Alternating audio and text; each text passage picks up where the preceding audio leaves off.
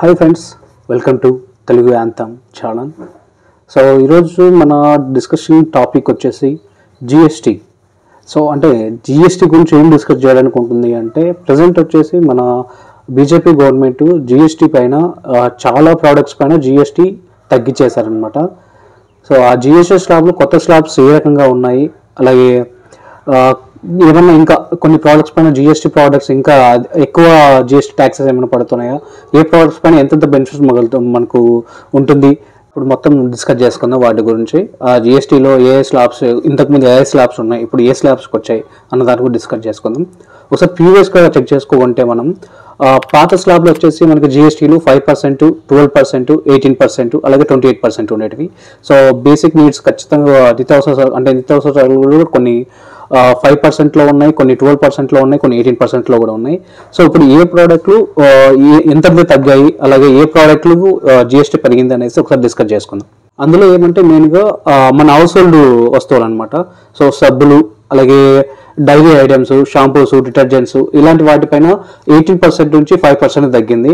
అలాగే కొన్ని ఎలక్ట్రానిక్స్, అన్నీ కాదు, కొన్ని మిడ్ రేంజ్ ఎలక్ట్రానిక్ ఐటమ్స్ అన్నిటిపైన కూడా తక్కువ జిఎస్టీలోకి వచ్చారు. సో ఎలక్ట్రానిక్ గ్యాడ్జెట్స్ కొనేటప్పుడు కూడా కొంచెం బెనిఫిట్ దొరుకుతుంది.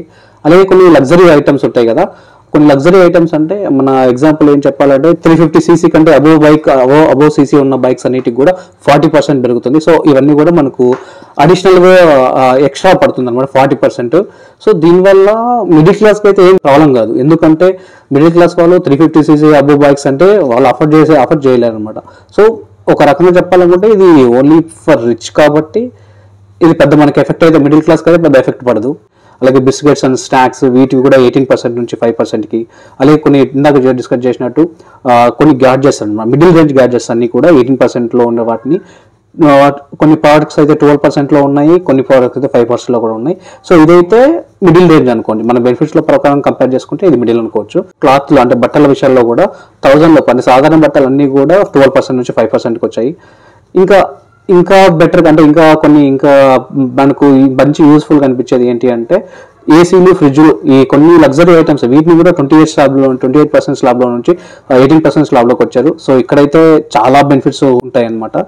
ఇంకా పెరిగింది అంటే మన జిఎస్టీ 40% స్లాబ్లోకి ఏవే వచ్చాయని చూసుకుంటే, అంటే లగ్జరీ కార్స్ అనమాట, పెద్ద కార్లు అంటే sedan cars, high and top models, ఇవన్నీ కూడా లగ్జరీ కార్స్ అన్ని కూడా 28% నుంచి 40% పెరిగింది ఈసారి. అలాగే ఆల్కహాల్, సిగరెట్స్, గుట్కా వీటిపైన కూడా 28% నుంచి 40% పెరిగింది. మొత్తంగా చూసుకుంటే మన రోజువారీ వాడుక వస్తువులన్నీ కూడా మనకు తక్కువ రేట్లోకి వచ్చేస్తాయి. కాకపోతే లగ్జరీ ఐటమ్స్, అలాగే హార్మ్ఫుల్ ప్రోడక్ట్స్ ఉంటాయి కదా, సిన్ ప్రోడక్ట్స్ అంటారు, అంటే ఆల్కహాల్, సిగరెట్స్, గుట్కా వీటన్నిటి కూడా మనకు అమౌంట్ ట్యాక్సెస్ అన్ని ఎక్కువ పడతాయి. సో దానివల్ల ఇంకా మనకు బెనిఫిట్ కానీ దొరుకుతుంది. ఇప్పుడు ఏ ప్రోడక్ట్స్ పైన ఎంత తగ్గిందని తెలుసుకున్నాము, అలాగే ఏ ప్రోడక్ట్స్ పైన మనకు జిఎస్టీ పెరిగిందని తెలుసుకున్నాము.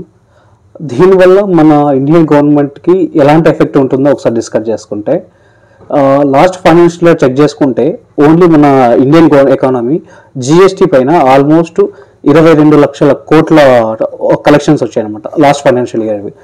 అదే మన ఏపీ చూసుకుంటే 44,000 కోట్లు. సో మన టోటల్గా జిఎస్టీ కలెక్షన్స్ అనమాట లాస్ట్ ఫైనాన్షియల్ ఇయర్వి. సో ఇప్పటిదాకా మనం ఇండియన్ ఎకానమీ పైన మన జిఎస్టీ నుంచి ఎంత ఎకానమీ జనరేట్ అవుతుందో ఒకసారి చూసుకున్నాం కదా. సో ఇప్పుడు జిఎస్టీ వల్ల ఈ తగ్గింపు వల్ల మనకు వచ్చే అడిషనల్ బెనిఫిట్స్ ఏంటి, అలాగే దీని ఇంపాక్ట్స్ ఏంటి, అంటే నెగిటివ్ ఆర్ పాజిటివ్ రెండు డిస్కస్ చేసుకుందాం. ముందుగా మనం పాజిటివ్స్ చూసుకుందాం, ఇందులో ఏవేవి జరుగుతాయో, మనకి బెనిఫిట్స్ ఏంటో ఒకసారి చేసుకుందాం. సో జిఎస్టీ తగ్గడం వల్ల ఆటోమేటిక్గా కన్జంప్షన్ పెరిగిపోతుంది. సో కన్జంప్షన్ పెరుగుతుందంటే ఆటోమేటిక్గా ఇండైరెక్ట్గా మనకు ఎకానమీ పెరుగుతున్నట్టే. సో అంటే ప్రజెంట్ ఇన్స్టాంట్గా పెరగదు, కానీ లాంగ్ టర్మ్లో ఇది చాలా యూస్ఫుల్ అవుతుంది అనమాట.